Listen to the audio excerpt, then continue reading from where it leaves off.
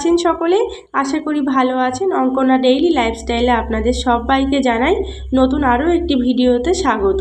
ঘড়ির কাঁটায় এখন বাজে সকাল 5:30। 5:30 থেকে আপনাদের সঙ্গে নিয়ে আমার এই ভাঙাচোরা ঘরটিকে কিভাবে সুন্দর করে গুছিয়ে রাখি সেগুলি আজ আপনাদের সঙ্গে শেয়ার করব। খুবই মধ্যবিত্ত পরিবারের গৃহবধূ এবং মধ্যবিত্ত পরিবারের একটা মেয়ে ছিলাম। তো সমস্ত কিছুই আপনারা জানতে পারবেন, আমার সাথে থাকবেন। আশা করি আপনারা সাথে থাকলে সমস্ত কিছু জানতে পারবেন আমার বিষয়ে। আর অবশ্যই ভালো লাগলে এই বোনটির পাশে থাকবেন আপনারা সকলে। আশা রাখবো আপনাদের সঙ্গে নতুন পরিচয়ের সঙ্গে আমার জীবনটিও শুরু হবে সুন্দরভাবে। তো চলুন ঘরটাকে সুন্দর করে ঝাড় দিয়ে বাইরে চলে এসে বাইরেটা সুন্দর করে ঝাড় দিয়ে আমার বড়দের দেখা কিছু নিয়ম সেগুলো আমি প্রত্যেক দিন পালন করি। যেমন ঝাঁটা নাকি ধুয়ে রাখতে হয়, এর একটা বিজ্ঞানসম্মত ব্যাখ্যাও আছে। যাই হোক, সেটা নয় থাক, চলুন চটজলদি কাজগুলোকে করে নিই। জামা কাপড়গুলোকে কাল ধুয়ে দিয়েছিলাম সন্ধ্যাবেলার দিকে। জলের ভীষণ এখানে অসুবিধা হচ্ছে গত কদিন ধরে। জামা কাপড়গুলোকে বিকাল 4টের সময় ধুয়ে দেওয়ার পরে যতটুকুন তাপ ছিল ততটুকুতে শুকিয়েছিল, বাদ বাকিটা যা বাকি ছিল এখন সকাল সকাল করে মেরে দিলাম। সবাই ঘুম থেকে উঠে পড়েছি আমরা বাড়ির। তো চলুন সকলের জন্য এখন সকালবেলা চা বসিয়ে দিয়েছি। ছেলেকে নিয়ে যাব টিউশন ছাড়তে, তো ওর জন্য বসিয়েছি এদিকে কর্নফ্লেক্স। তো চলুন ওদিকে শ্বশুরমশাইয়ের হাজব্যান্ডের জন্য চা বসিয়ে দিয়েছি। এত কদিন কাজের চাপ যাচ্ছে যার জন্য নিজের দিকে একটু খেয়াল রাখা হচ্ছে না জানেন। কাজের মধ্যেও নিজেকে সবসময় ভাবি একটু পরিপাটি করে রাখবো এবং নিজেকে সবসময় ফিট করে রাখবো, কিন্তু এত পরিমাণে কাজের চাপ দুদিন যাচ্ছে, জানি না আপনাদের সঙ্গে আজও কতখানি কি শেয়ার করতে পারবো, তবে চেষ্টা করব সবটাই আপনাদের সঙ্গে শেয়ার করার। বিছানা এখনও তুলিনি, ওটা বরং থাক, ছেলেকে টিউশন ছেড়ে দিয়ে এসে ওই কাজগুলি করব। সকালবেলা প্রত্যেকটা গৃহবধূদের এত কাজের চাপ থাকে। চলুন ওকে ছেড়ে দিয়ে এসেছি, ছেড়ে দিয়ে এসে এদিকে বসিয়ে দিলাম চটজলদি একটু ভাত। ভাবছি ছেলেটাকে টিউশন থেকে নিয়ে এসে আজ একটু দুটো ভাত খাইয়ে দেবো, আজ আর ম্যাগি দেবো না। ভাতটা বসিয়ে দিয়ে নানান রকম কাজের চিন্তাভাবনা মাথার ভেতর থাকে। মধ্যবিত্ত ঘরের বউদের না অনেক কিছু মানিয়ে গুছিয়ে চলতে হয় বিলাসিতা বাদ দিয়ে, জানেন তো। আমি ছোটোবেলার থেকে খুব বিলাসিতার মধ্যেও বড় হইনি, আর আমি সেটা পছন্দও করি না। পাশের ঘরের দিদিভাই কাল দিয়ে গেছিল পিঠে, তবে এক বাটি পিঠে দিয়েছিল, সেখান থেকে আমি যে কতগুলো খেয়ে নিয়েছি তার কোনো হিসাব নেই। লাস্টের দিকে এসে এই কটা বেঁচে আছে, ভাবলাম এই কটা বাকিদের জন্য রেখে দিই। বাকিদের জন্য বলতে আপনাদের দাদাভাই তো খাবে না, শুধু আদিত্যকে দেবো আর শ্বশুরমশাইকে আগে দিয়ে দিয়েছি। চলুন, বিছানাটার অবস্থা আজ দেখতে পাচ্ছেন কতখানি কি এলোমেলো, তার একটা বিশেষ কারণও আছে। আমার ছেলে প্রায় 3 বছর পর, জানেন, ও 2 বছর বয়স থেকেই খাটে বাথরুম করা বন্ধ করে দিয়েছিল। আমার কত হাগিস নষ্ট হয়েছিল জানেন, কেনা ছিল, কিন্তু আমার ছেলে বিছানায় বাথরুম করতো না। কিন্তু কাল রাত্রে ঠিক রাত 10টা যখন বাজে আমাকে ডাকছে যে মা আমি বাথরুমে যাব, তো আমি তখনই উঠে পড়ে আমি বলছি চল রে বাবা, বাথরুম করবি যখন আমি মগটা এনে রেখেছি মগে কর। বলতে না বলতে ছেলে তাকিয়ে তাকিয়ে এই খাটের উপরে বাথরুম করে দিল জানেন। তো সেগুলোই আজ ভালো করে ধুতে হবে, তাই এগুলোকে নিয়ে যাব এখন বাইরে। আজ আমার ঘরটি বড্ড এলোমেলো থাকবে। আমার ঘর একদম এলোমেলো আমার পছন্দ হয় না জানেন, কিন্তু 2-1টা দিন এরকম করতে হয়। চলুন, ডালটা সেদ্ধ হয়ে গেছে, ওদিকে ভাতটাও আমার হয়ে গেছে। ডালটাকে এখন দিয়ে দেবো ফোড়ন। এদিকে ডাল সেদ্ধ ভাত বসিয়ে দিয়ে ওদিকে দুধ বসিয়ে দিয়ে যে কত কাজ করে আসলাম তার কোনো ঠিক নেই। সমস্ত কিছু রোদে দেওয়া, জলের বোতল ভরা, আরও টুকটাক কাজকর্ম, শোকেস মশা, এই সমস্তগুলো করে আবার চলে এসেছি রান্নাঘরে। চলুন ডালটাকে ফোড়ন দেবো আর সর্ষের তেলে। সর্ষের তেলটা এই মাসে একটু বেশি আমাদের খরচ হলো, তার একটা কারণও আছে।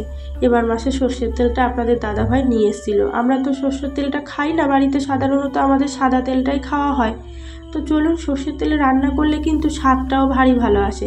ডালে ফোড়ন দেবো আর জিরে ফোড়ন আর একটু পেঁয়াজ, এটিকে একটু ভালো করে ভেজে খানিকটা ভাবছি তুলে রাখবো। একটু আলু মাখার মধ্যে এই পেঁয়াজ ভাজাটা দিয়ে দেবো, ভারী ভালো লাগে জানেন এই পেঁয়াজ ভাজা দিয়ে আলু মাখার। আর আদিত্য তো ঝাল খেতে পারে না, এই জন্য আর ঝাল দিলাম না। অন্যদিন শুকনো লঙ্কা ভেজে রাখি নিজেদের জন্য, ভালো আজ তো শ্বশুরমশাইকে শুকনো লঙ্কাও দেওয়া যাবে না, কাল করেছিল বমি পায়খানা, আজ আবার শুকনো লঙ্কা দিলে গ্যাস হয়ে যেতে পারে। গাছ থেকে 2টো লঙ্কা তুলে এনে ডালের মধ্যে দিয়ে দিলাম। চলুন, রান্নাটা কমপ্লিট করে নিয়েছি। এদিকে আলু সেদ্ধ ভাত হয়ে গেছে, ডালটাও রান্না তৈরি, এদিকে দুধটাও জাল করে নিয়েছি। চলুন, সব থেকে বড় ঝামেলাটা আমার গেল দিনের মধ্যে। সত্যি বলছি, পেটের জ্বালা হচ্ছে বড় জ্বালা। মানুষ পেটের দায়ে কত কিনা করে বলুন। এদিকে পেঁয়াজটাও ভেজে রেখে দিয়েছি। এবার যাব আবার জামা কাপড়গুলোকে ভেজাতে। চলুন, এই যে কাঁথা কম্বলগুলো সেগুলোকেই এখন ভালো করে ভিজিয়ে রেখে দেবো। তবে এখন আর ধোবো না জানেন, কিছুক্ষণ ভিজিয়ে রেখে দিয়ে তবে এগুলোকে ধোবো। আবার আদিত্যকে আনতে যেতে হবে, যে তারই জন্য খুব তাড়াহুড়ার মধ্যে দিয়ে কাজগুলো করছি। ওর বাবাকে বা বললে হতো, কিন্তু বারটি আজ বৃহস্পতিবার, দোকানে আমার কিছু কাজও ছিল, তাই আর বাবাকে আর বলিনি। ছেলেটাকে নিয়ে চলে এসেছি বাড়িতে। এত গরম লাগছে, আমার চোখে মুখে জল দিলাম। তারপরে একটু কিছুটা টাইম বসলাম। আদিত্যর বাবা আবার বললো, কিছু টাইম বসো, একটু কিছু খেয়ে নাও, তবে গিয়ে আবার সংসারের কাজকর্মগুলো করবে। আবার আজ আমাকে বলছে, কি এমন কাজ থাকে? আমি বললাম, আজ দিনটা একটু বাড়িতে থাকো না গো, তাহলে পরে তুমি দেখতে পারবে যে মেয়েদের ঘরে কি কাজ থাকে।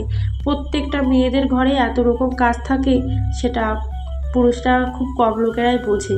তার কারণ ওরা তো বাড়িতে থাকে না। ওরা যদি একটা দিন বাড়িতে থাকতো, তবে ওরা দেখতে পারতো যে আমরা ঘরে কি কাজ করি। আমার ঘরে খুব বেশি জিনিসপত্র নেই জানেন। আমি বিলাসবহুল জীবনযাত্রা আমার খুব একটা পছন্দও হয় না। আর আমি তার মধ্যে সংকোচও বোধ করি। আমার যেহেতু হাজব্যান্ডের খুবই অল্প ইনকামের মধ্যে আমি সীমাবদ্ধ থাকতে চাই। ভগবানের কাছে রোজ প্রার্থনা করি, ভগবান যেন আমার মনের বড় বড় আশা আকাঙ্ক্ষা কখনো না দেন। আমার যতটুকুন সাধ্য আমি যেন তার মধ্যে থেকেই খুশি থাকতে পারি, জানেন তো। আর এই প্রার্থনাটা রোজ দিন মনের মধ্যে জপ করতে করতে এখন সেই জিনিসটাকে আমি মেনে নিয়েছি। ছেলেটাকে দিয়েছি একটু মিষ্টি, তারপরে আবার খালো বিস্কুট। তো আমি ভাবছি এখন মনে মনে যে চলুন বাদ বাকি কাজগুলো যা আছে করে নিই, করে নেওয়ার পরে গিয়েই বরং ছেলেটাকে একটু ভাত খাইয়ে দেবো। তারপর ভাবলাম ছেলের জামা কাপড়গুলোও তো অগোছালো হয়ে রয়েছে, সেগুলোকেই বরং একটু বাস্কেটে ভালো করে গুছিয়ে রাখি। ওর এত গরম লাগছিল, তার মধ্যে জামা কাপড়গুলো খুলেছে। আবার এই বাস্কেটের মধ্যে ছিল ওই হাত মোজা দুটো।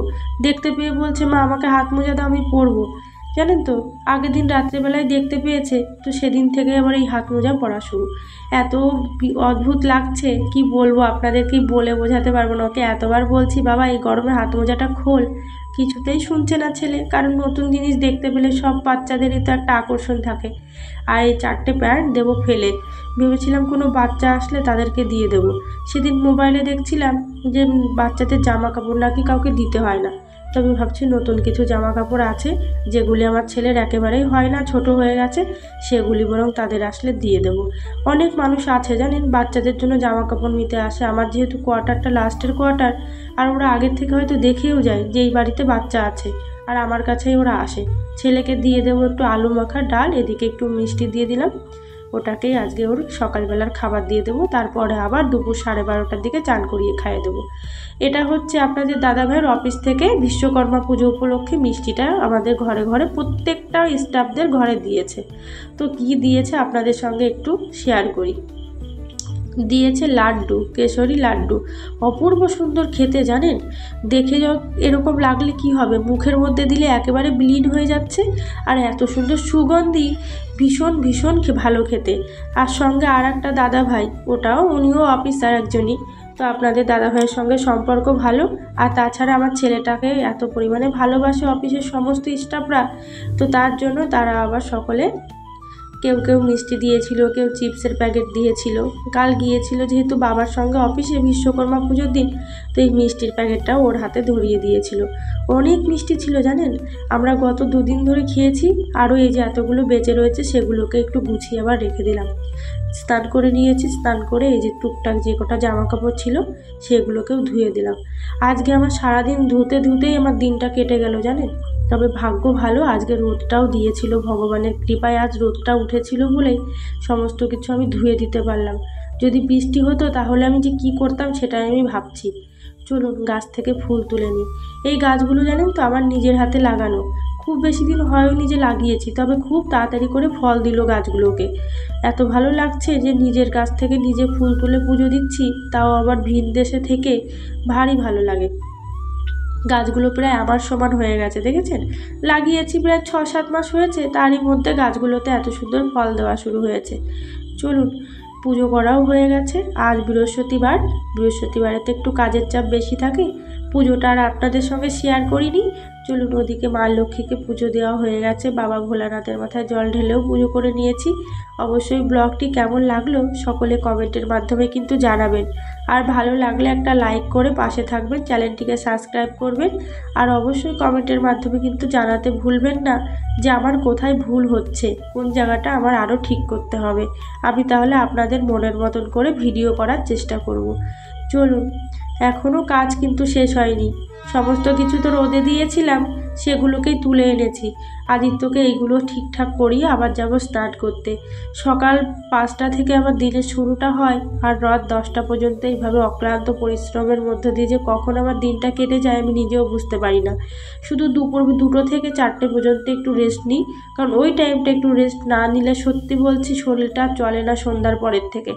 এতটা শরীর অসুস্থ লাগে আর ভালো লাগে না। তবে আপনাদের দাদাভাই বাড়িতে এসে অনেকটা আমাকে হেল্প করে দিয়েছিল। সেটি হচ্ছে এই বিছানার চাদরটি পাতানোর জন্য, এই যে ইয়েটা ধরার জন্য খুব হেল্প করে জানেন টুকিটাকি কাজকর্মগুলোতে। চলুন, আমার বিছানাটি তৈরি করা হয়ে গেছে। সবটা তৈরি করতে দেখানোতে গেলে পরে অনেক বড় ভিডিও হয়ে যেত। সুন্দর করে বিছানাটাকে আবার সুন্দর করে সাজিয়ে নিলাম। আমার তো বেডরুমের মধ্যে থাকার মধ্যেই বিছানা, খাটটি, আলনাটি আর একটা টেবিল, শোকেসটাকে রেখেছি বাইরে, কারণ এই বেডরুমটা এতটাই ছোট, ওখানে শোকেসটা ধরালে ঠিক মতো হাঁটার জায়গা পাচ্ছিলাম না, তাই সেখানে আর রাখিনি। চলুন, খাওয়া দাওয়া সেরে, রান্নাবান্না দুপুরবেলা তো ছিল না কারণ সকালে করে নিয়েছিলাম, তো দুপুরবেলা খাওয়া দাওয়া সেরে এখন এই যে কিচেন রুমটাকেও একেবারে সুন্দর করে গুছিয়ে রেখে দেবো, যাতে রাত্রেবেলায় একেবারে সোজা এসে রুটি করতে পারি। আপনাদের সঙ্গে অবশ্যই পরের দিন নাইট রুটিনটা শেয়ার করব। আজ আর আপনাদের সঙ্গে হয়তো নাইট রুটিনটা শেয়ার করতে পারবো না। চলুন, সুন্দর করে কিচেন রুমটাকেও গুছিয়ে নেব। আর একটু যদি ভালো করে না মুছে রাখি না, এত পিঁপড়ের উপর দিয়ে যায়, যার জন্য ভীষণ পরে কষ্ট হয় সেগুলোকে পরিষ্কার করতে। আর এখানে লাল পিঁপড়ে কালো পিঁপড়ের ভারী উৎপাত, তাই ভাবলাম চলুন আগে ভাগে এটাকেই পরিষ্কার করি, তারপরে বাসনগুলোকে ধোবো। কিচেন রুমটা সবসময় পরিষ্কার করে রাখার চেষ্টা করি। আর ঘর যত আপনি পরিষ্কার করে রাখবেন দেখবেন ঘরের মধ্যে একটা পজিটিভিটি কাজ করে অন্যরকম। কিছু সংখ্যক জামা কাপড় আমার শুকিয়ে গেছিলো, তো ভাবলাম চলুন, বৃষ্টির তো কথা বলা যায় না কখন নেমে পড়ে, সেগুলোকেই তুলে নিয়ে আবার ঘরে নিয়ে ভাঁজ করতে হবে। তবে এই শাড়ি দুটোকে আপনাদের দাদাভাই আয়রন করে সুন্দর করে সন্ধ্যাবেলা আমাকে গুছিয়ে দেবে বলেছে, এটা এখন রেখে দেবো নিয়ে গিয়ে। চলুন, এই যে জামা কাপড়গুলোকে এখন ভালো করে গুছিয়ে এখানে আবার সুন্দর করে রেখে দেবো। আপনাদের দাদাভাইকে সন্ধ্যাবেলা বলবো আয়রন করে দিতে। ভিডিওটি কেমন লাগলো সকলে কিন্তু অবশ্যই কমেন্টের মাধ্যমে আরও একবার অনুরোধ করছি আপনারা বলবেন। শাড়িগুলোকে এখানে এইভাবে রেখে দেবো, সন্ধ্যাবেলাতে ভালো করে গুছিয়ে এগুলোকে আলমারিতে তুলে দেবো। খুব আমার শাড়ি নেই, বলতে গেলে আমার নেই শাড়ি, জানেন তো। পাশের ঘরের দিদিভাইয়ের শাড়ি সেদিন পরে গেছিলাম। আমার হাজব্যান্ড শুনে এত লাজুক মুখে বলছে, কেন তুমি নিলে? বললাম দিদিভাই জোর করে পরিয়ে দিয়েছে। আজকে